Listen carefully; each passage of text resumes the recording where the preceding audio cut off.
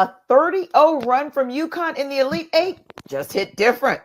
Alabama, Purdue, and NC State, they all want their shot. Your Final Four preview starts right now. Locked On Podcast Network presents the 2024 NCAA Bracket Breakdown. Presented by Nissan. I'm Tenitra Batiste, and I'm joined by our co-host of Locked On College Basketball, Andy Patton and Isaac Shade. So excited to be with my guys again. 64 teams have played and gone home in the NCAA tournament, and now only 4 teams remain: UConn, Alabama, NC State, and Purdue. It's time to break down the Final Four presented by Nissan. Are you the kind of driver that likes to push things a little further? Ever wonder what adventure could be around the next corner? Take the Nissan Rogue, Nissan Pathfinder, or Nissan Armada and go find your next big adventure. Check them all out today at nissanusa.com. Let's start with how we got here, guys, and which players have carried these teams to the Final Four. Andy, let's just start here with UConn, the 30-0 run. Yeah, what an incredible performance we have seen from Danny Hurley's team, not only in this tournament, but in last tournament as well. I mean, I think when all is said and done, even depending on how this shakes out for them, if they don't win the championship, or of course, if they do, we have to look back at this 2-year stretch of NCAA tournament games for Hurley and UConn as one of the most dominant of all time. They have not had a single game be determined by less than 13 points in the last 2 NCAA tournaments. They have been in the lead in every game they have played in this tournament by at least 30 points. They didn't win them all by 30, but at one point in every game they have played in this tournament, they had a 30-point lead. They took the number 2 offense in the country at Illinois, and like you said, 30-0 run just completely put them in a blender for a 50-minute period of time where they didn't score a single point in that game. This team is so deep and so balanced. They are the number 1 offense in the country. They are the number 6, I believe, defense in the country. They can beat you in multiple different ways. Donovan Clingan at full strength is an absolute monster. There's really only one player in college basketball who can really neutralize him, potentially a player he may face in the national championship game at Purdue, of course, in Zach Edey. But the way that Clingan is playing right now with his health, the way that Tristan Newton, the straw that stirs the drink for this team, he's so versatile and dynamic at the point guard position. Alex Caravan and Cam Spencer can both be guys who can drop 25 on you any given night.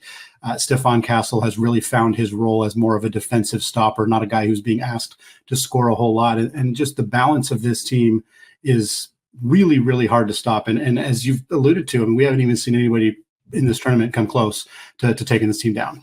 And Isaac, there are so many superlatives that you can use for this team. You can talk about the fact that everyone knows their role. They play their positions with excellence. But one word that came to mind for me, or maybe it's 2 words, I'll say, is that they're technically sound. And when I say that, that's still a compliment, because to me, that means everything. That means the two-way play from every single player on every possession. That's how you get a 30-0 run.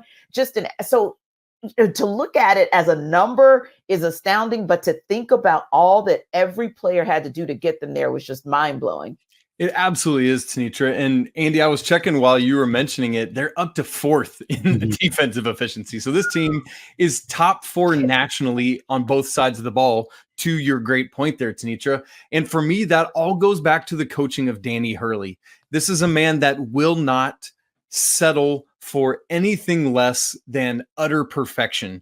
And like in every time he's interviewed, it's so funny because you're thinking he's going to say like, oh man, we're hitting on all cylinders. We're getting on all our strides. And he's like, I guess we don't know how to win close games because we're blowing over. Like, he's always just finding something to nitpick with his team. But I love that. I love the hunger that is there. And it goes all the way back to that press conference a couple years ago when he said, you better get us now, because basically the freight train is coming. And the freight train is not coming anymore. It is here.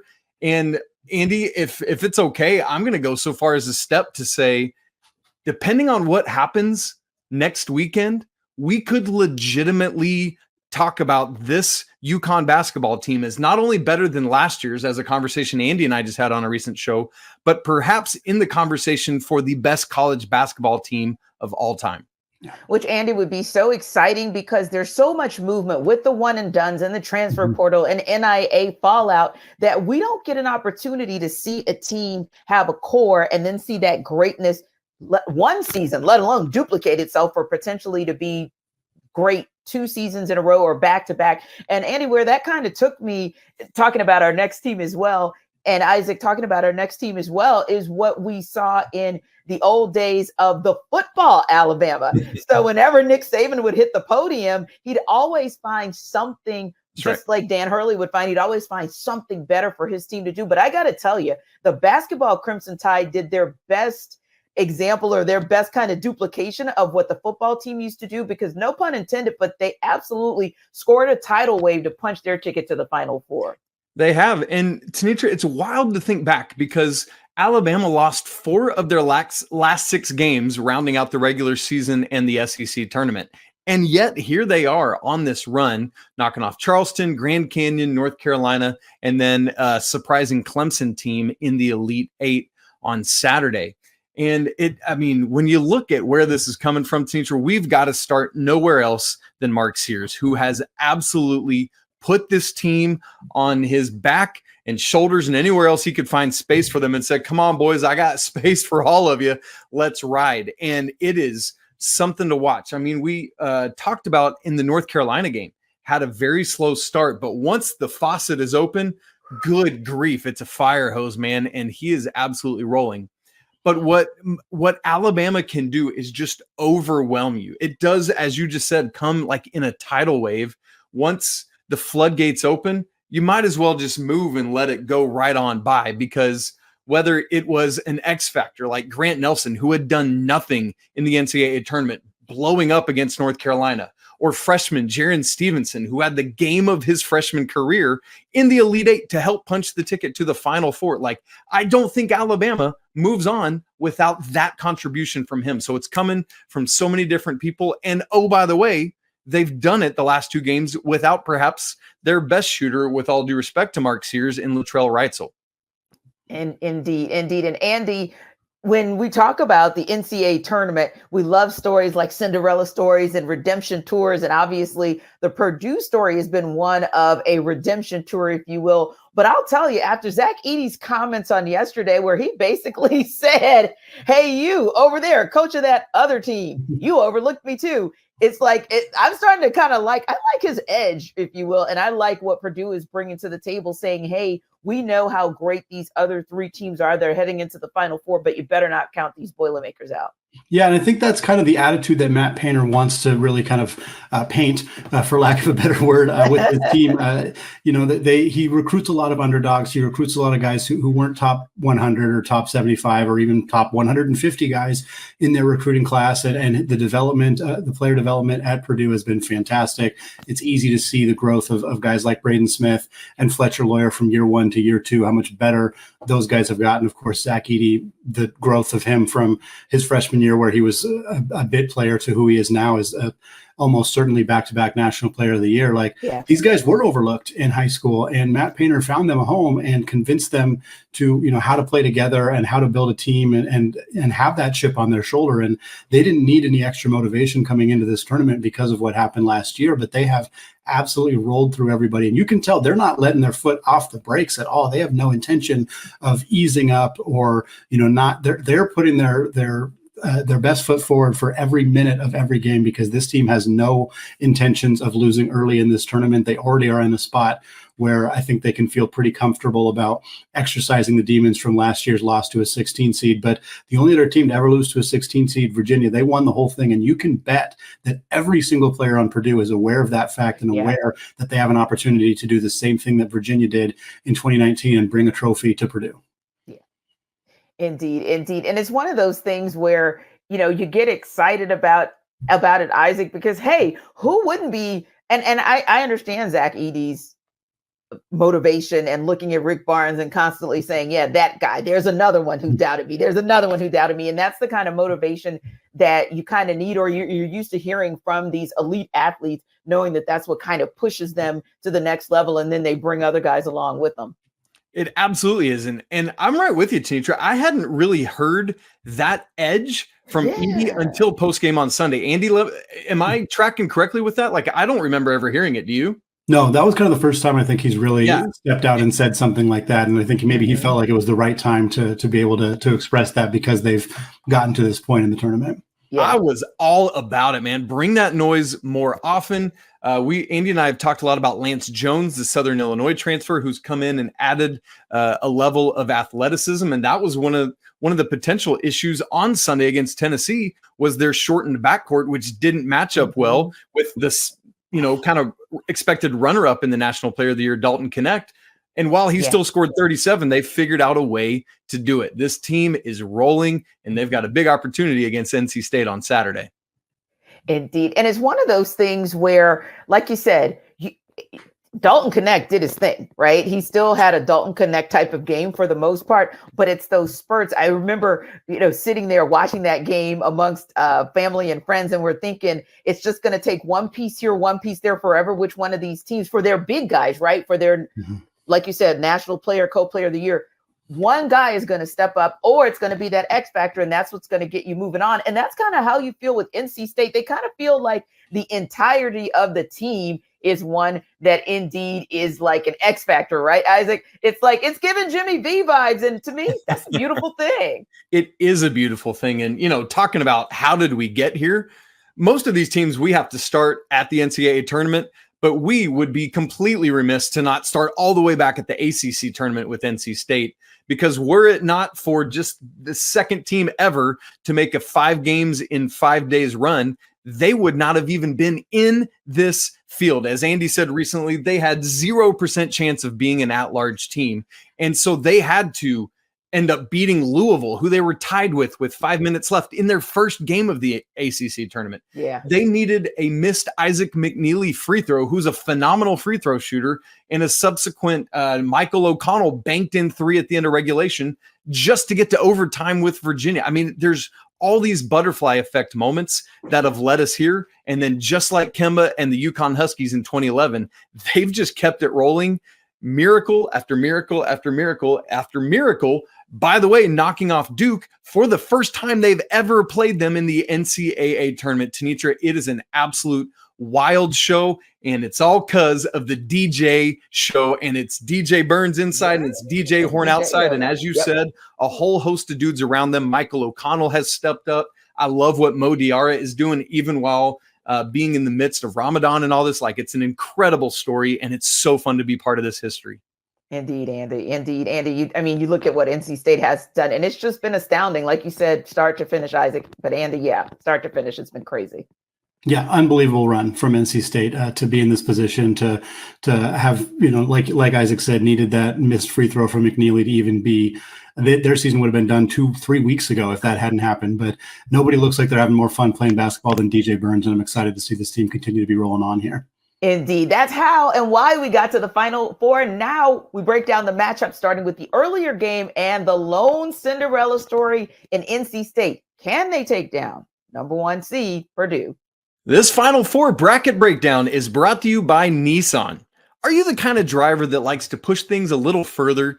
Do you ever wonder what adventure could be waiting just around the next corner? Well, our friends at Nissan have a lineup of SUVs with the capabilities to take your adventure to the next level. How about the 2024 Nissan Rogue? It's perfect for city drives and great escapes. It's got class exclusive Google built-in, which is always updating assistant to call on for almost anything.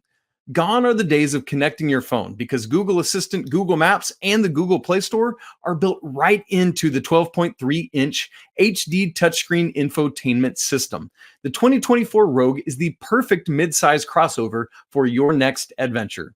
Or how about the Nissan Pathfinder? That's the one that my family, the Shade Brigade, would choose every time. It's got room for up to 8, an expansive cargo capacity, and advanced available 4x4 capability. With 284 horsepower and up to 6,000 pounds towing capacity, when adventure calls, the Pathfinder is right there to answer. So why don't you go take the Nissan Rogue, Pathfinder, or Armada and go find your next big adventure? Shop nissanusa.com.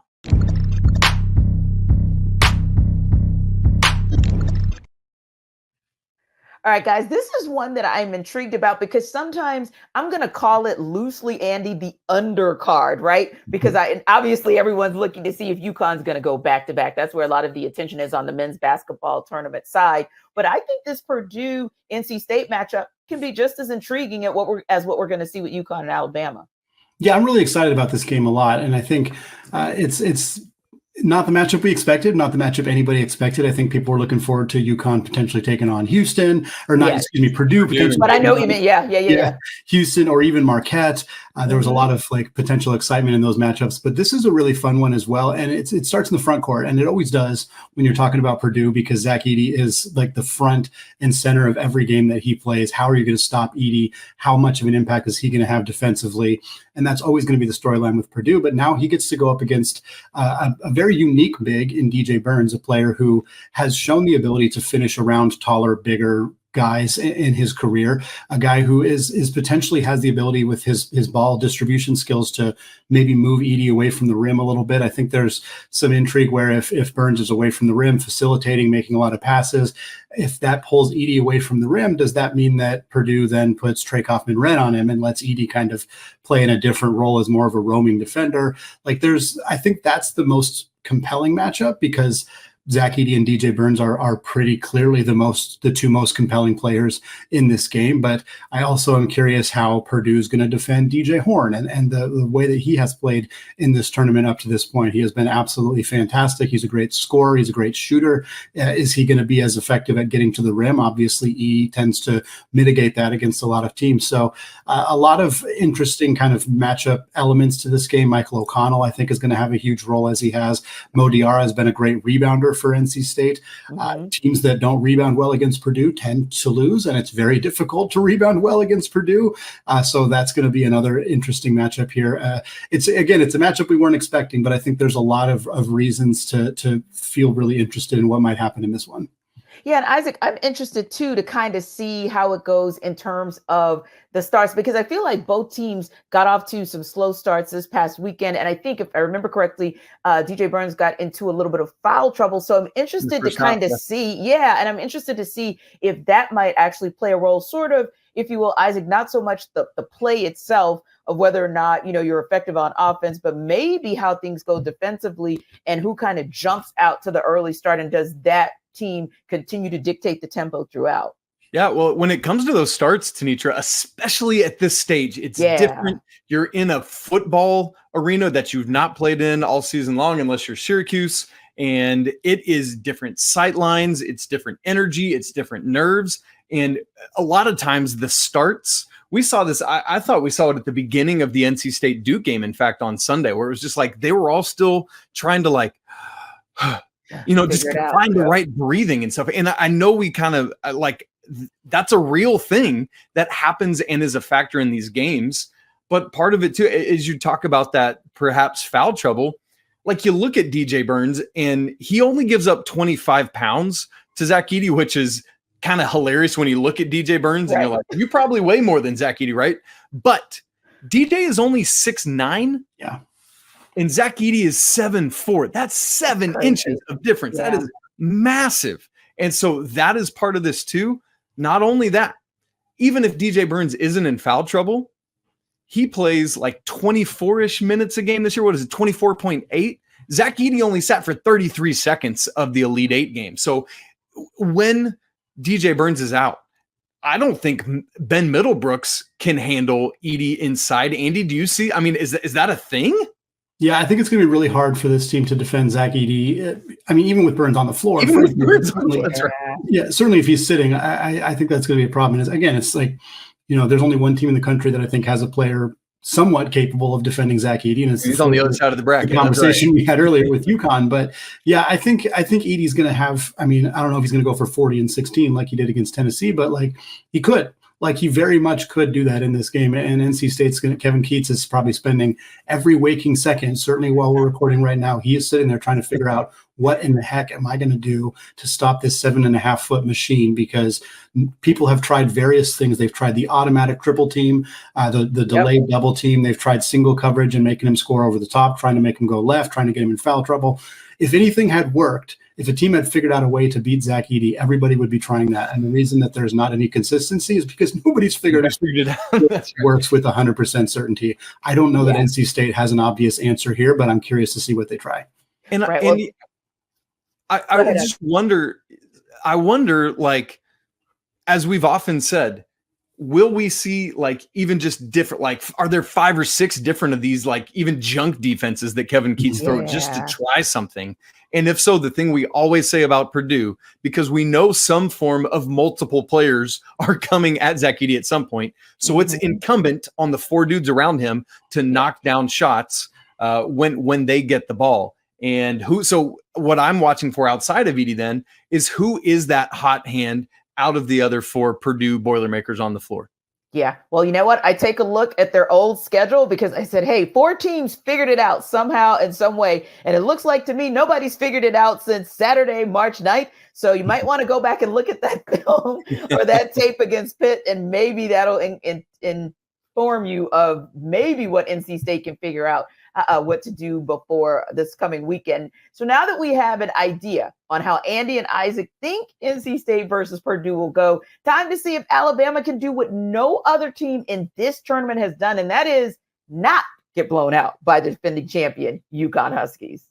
This Final Four bracket breakdown is brought to you by LinkedIn. When you're hiring for your small business, you want to find quality professionals that are right for the role. That's why you have to check out LinkedIn Jobs, which has the tools to help find the right professionals for your team faster and for free. Thankfully, LinkedIn isn't just some other job board. They've got a vast network of more than 1 billion professionals, making it the best place to hire. It gives you access to professionals you can't find anywhere else. LinkedIn does all that while also making the process easy and intuitive. And hiring really is easy when you have that many quality candidates. So easy, in fact, that 86% of small businesses get a qualified candidate within 24 hours. LinkedIn knows that small businesses are wearing so many hats and just might not have the time or resources to hire. So they're constantly finding ways to make the process easier for you. For example, they just launched this feature that helps you write job descriptions. I love that. I hate writing job descriptions and I'm not good at it. LinkedIn helps me do it, and it's so great. So post your job for free right now at linkedin.com/lockedoncollege. Once again, that's linkedin.com/lockedoncollege to post your job for free. Terms and conditions apply.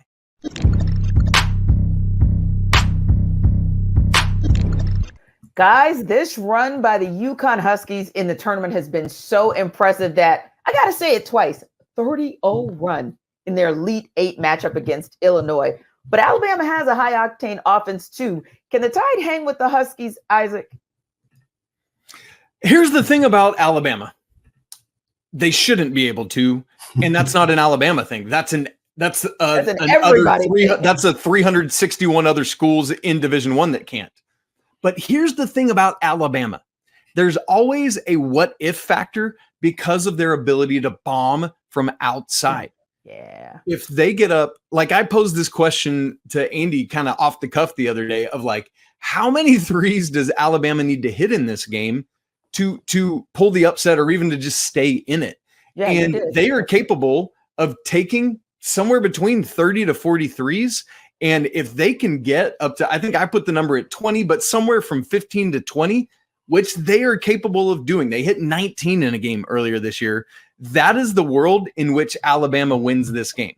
If that does not happen, if they like just have a normal day from 3, or even worse, a bad day from 3, there's no hope. But with Alabama, there's always that, but. Yeah, because Andy, I can recall us talking about this ahead of their game against Carolina and basically saying, hey, they're going to shoot lights out, right? But their defense, on the other hand, can be a little bit leaky. And this was one of those games where Carolina kind of sputtered just enough until Alabama's 3-point shot started hitting in that second half. And then that was kind of all she wrote. So but you think with a UConn, well, they don't quite have that leaky defense that we referenced. Who on Alabama is going to stop Donovan Clingan? Like, I think you could have made the same argument ahead of the Armando Bacot game for North Carolina. And certainly that Carolina didn't do enough to win that game, even though Alabama's defense wasn't great. But I just don't see an avenue for Alabama defensively to be able to slow down Klingon in the block. I think Hurley and UConn are just going to go, they're just going to feed him constantly like they did in the Illinois game. I think he had 7 of their first 8 points, something like that. He they established him right away. I think they're going to do that again, try to potentially get guys like Pringle or Nelson or whoever they throw on Klingon in a one-on-one matchup, try to get those guys in foul trouble, and hopefully be able to build up the kind of lead where if Alabama does go on a 3-point shooting barrage, because I don't think Alabama can win this game by shooting well from 3 in the second half, which is what they've kind of done up to this point. Yeah. This tournament is have a really good second half, be not necessarily as good in the first half. Maybe they're adjusting to the defense and what they're facing. I don't think that works against UConn. So if this team comes out and they shoot threes immediately and they're hitting all game long, maybe that can keep them in the game. But at the end of the day, they have to figure out how to stop Donovan Klingon, and they have to be consistent from 3 because the driving lanes, Aaron Estrada, he loves to drive to the basket. I don't know that works against Stephon Castle. And if he gets past Castle, what is he going to do against Klingon? So I don't know if, and Sears kind of same thing. Sears is a great 3-point shooter, but part of his value to Alabama is also the ability to put the ball on the deck and get that little floater up in the lane or get all the way to the rim and get fouled. And that's going to be tough against Klingon. He's really good at using his body. He's really good at not committing fouls. He's good at kind of contesting those little floaters. And so I think for Alabama, the offense has to be predicated on a barrage of 3-pointers. Nate Oates' team is set up to do that. That is a big advantage for them. They can also space the floor and potentially make life a little bit more difficult for Klingon, where he has to defend in space as opposed to just kind of anchoring down on the block. But I don't think this team, it's hard for me to see them doing enough defensively win this basketball game, even though I think they have the ability to score a lot of points because of the style that they play. I think matches up okay with UConn. Yeah, and that's the thing with that defense outside of the Grand Canyon game. Like, they've been winning and the defense in moments looks better, but they've still in the other 3 games given up 96, 87, and 82 points. That will not work against this UConn team whose defense is otherworldly elite as well. Because, like, I'm looking at this, and Andy, if I'm Danny Hurley, I'm very seriously considering putting Steph Castle on Mark Sears and saying, good luck, make somebody else beat me that's not Mark Sears. And I know they've got other guys that can do it, but he's the one that I would have the most concern about if I'm Danny Hurley. So, and I know Steph Castle's a freshman, but this dude is next level as a defender and an athlete. And so I'm really, really curious to see, once that ball is tipped on Saturday, how do these dudes match up? That's going to be a critical thing to watch in this game. So it sounds like, Isaac, we're looking at a potential championship game next Monday between UConn and Purdue. What's Purdue's path to cutting down the nets? Well, what I like is, 3 of these 4 teams we've talked about, Purdue, NC State, and UConn, have a dominant big that we're looking at that is probably the key player in each of those games. For Purdue, let me go to the NC State side of that, actually. While I love what they're doing, and while I love DJ Burns and his happy-go-lucky, isn't this so fun moment that we're having, which we're all living in now? Yeah. There's a way in which I just think Zach Edey's just going to overwhelm him. He's got the height and the weight on him. And at some point, it's got to fall apart. But look, as soon as I say that, NC State's going to shock us all again. So why am I even predicting that? But legitimately, you just ride the National Player of the Year in this thing. And then, as I said earlier, you just need your outside guys to hit some of their wide open shots that they'll take as NC State double or triples down on Edey. Yeah, and Andy, I kind of see similarly to Isaac, but what do you think might be a path for Purdue to be able to hoist that championship banner and say, hey, we've got one? Yeah, Purdue's in a great spot to potentially win it all. I mean, as great of a spot as you can be when when UConn is in the region, is in the bracket. I mean, getting to the point where they have to play UConn is a tremendous result for Purdue. But they are, more than anybody else of these 4 teams, and really more than anybody else when it was a full 68 field, they are more equipped to beat UConn than anybody else. And UConn had to avoid losing to teams that weren't as equipped. Purdue had to do the same. They are now each 1 win away from potentially doing that, setting up a potential Klingon versus Edey matchup. I would be very intrigued if UConn would still opt to double Edey, or if they would just try to let him play one-on-one with Klingon, who Klingon is huge. He's 7'2", 7'3", maybe. He's got a big wingspan, and one of the only players in the sport who is bigger than him is Zach Edey. And if we get that matchup, and certainly UConn has to take care of business against Alabama, and obviously the flip side there, as Isaac talked about, but that is one of the most compelling one-on-one matchups that we've seen in a national championship game in a very long time. Those two players are exceptional on both ends of the floor. Klingon's defense has been getting all sorts of praise. He's from NBA draft prospects, from college analysts, everything. This is where you prove what you're capable of. He doesn't need to get 5 blocks in this game, but if he makes Edey miss 3, 4, 5 shots that he doesn't typically miss, that might be enough for UConn to potentially pull off a victory here, especially if, they lock Castle in on Braden Smith and kind of make his life a little bit more difficult. Again, we have to get to that matchup first, but if we do, there's a lot of compelling there's a lot of interest in that matchup. I still think I would be leaning UConn because of how overall balanced they are, but it is very hard for me to imagine Purdue wouldn't keep that thing really close, and they would have a very good chance of winning it as well. Because Andy, if Klingon is able to handle Zach Edey individually without bringing the double, I like the other 4 Huskies better than I like the other 4 Boilermakers. And I like the other 4 Boilermakers a lot. It's just that, as you said there, the balance that UConn brings, even beyond Klingon, who is fully healthy now and all that, I like the balance and the surrounding pieces around Donovan Klingon, with all due respect to Trey Kaufman-Renn and Fletcher Lawyer and Braden Smith and Camden Heide and everyone else Lance Jones and everyone else who will be playing for the Boilermakers. UConn's got too much balance. So Isaac, I'm going to throw a quirky question to you. And this is assuming that we still feel like UConn is the presumptive favorite there. What are some of the things, maybe like 1 or 2 things that, hey, if UConn doesn't have that perfect game or that complete game, because they probably have played the most complete games in this tournament of any team, but what are maybe 1 or 2 things that if they do these things, it gives Purdue a shot, but they're that good that they can stumble and, hey, they can still cut down the nets? Sure. I mean, you asked about it earlier with the foul trouble with NC State and Purdue. I think if Zach Edey can get Klingon into some foul trouble, I know they got Stanley Johnson coming in behind him, but I think that puts Zach Edey in a place where you just keep feeding him, because UConn is a good 3-point shooting team, but they're not an overwhelming 3-point shooting team. And Purdue's 3-point shooting percentage is elite.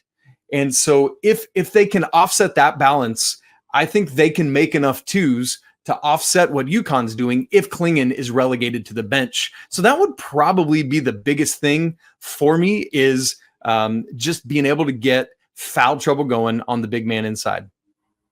One thing that really intrigued me in this matchup too is the difference in size in the guard rooms. Like, Purdue doesn't have a ton of size, and it hasn't seemed to impact them all that much. But Lance Jones is listed at 6'1"-ish. Neither Smith or Lawyer are particularly big, and UConn has a ton of length on the perimeter. Tristan Newton's big for a point guard. Stephon Castle's like 6'7". He's practically a 3, small ball 4 size in the modern NBA. And Cam Spencer, he's not an elite defender, but he's got a lot of size too. And so, who's Lance Jones going to guard? Like, we've talked about this before a few times with Purdue. Like, are they going to put Jones on Castle? Like, Castle's not a great offensive player, but he's got 5 inches on Lance Jones. Like, I could see that being an area that UConn could attack. So just, kind of one of the few non-Edey Klingon aspects of this matchup that I think is really compelling to me. Yeah, I think that's a great call that both of you guys make, because it's always interesting when a team is so kind of head and shoulders above the rest. Like, do they have 1 or 2 areas that you can exploit that maybe one of 2 things happens? Either you get the upset, or we get to have this conversation of, despite these obstacles that happen to them, they still won it all. They still got to cut down the net. So one final thought before we wrap up, because we got to hear it from you guys. Isaac, you got to tell us who you're picking to cut down the nets at the end of the night next Monday. Andy, and who you got as well. I got to ride with the UConn Huskies. I just do not see anyone stopping or slowing them down. They already knocked off in Illinois last weekend an offense that was better than Alabama's and a defense that was better than Alabama's. I don't see that. And then I think there's just too much against Purdue. I would love the story of redemption for Purdue pulling to Virginia, but UConn, back-to-back national championships in which they win all 12 of those games by 13 or more points. Yeah, I'll be contrarian just to be contrarian. UConn obviously has a fantastic chance of doing this, and they're probably going to be the favorite. Assuming they beat Alabama, they will be the favorite, whether they play Purdue or NC State. But let's roll with Purdue. Let's roll with Purdue pulling to Virginia. Phrase we've used a bunch of times because this is the only second time a team has made the tournament after losing to a 16th seed, and the other team won it all. So why can't Purdue do it? They're playing some great basketball right now. I think that Edey is a obviously a tough matchup for UConn. I think the possibility of him getting Klingon in foul trouble, being able to dominate on the block while they play Samson Johnson or are forced to double, triple team him. Braden Smith has distributed the ball at an absolutely elite level throughout this tournament. He had 15 assists against Gonzaga. I could absolutely see a reality where Braden Smith is carving up UConn defensively, where Zach Edey is overwhelming, where Donovan Klingon's spending a lot of time on the bench, and Purdue ends up hoisting the trophy and being the second team to lose to a 16 seed and win the championship the following year. After the teams cut down the nets, the action won't stop on Locked On College Basketball. Portal season, recruiting, and more every day on Locked On College Basketball with Andy and Isaac. Get into it. Don't miss a moment. It's part of the Locked On Podcast Network, your team every day.